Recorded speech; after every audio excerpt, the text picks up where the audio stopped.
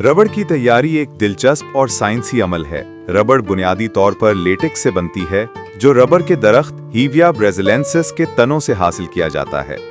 दरख्त की छाल पर हल्की कट लगाई जाती है, जिससे दूधिया सा सफेद रस बहकर बर्तनों में जमा किया जाता है। इस रस को लेटेक्स कहा जाता है। बादअज़ां लेटेक्स को मुख्तलिफ केमिकल्स जैसे सल्फर और तेजाब के साथ मिलाया जाता है, ताकि ये सख्त और लचकदार हो सके।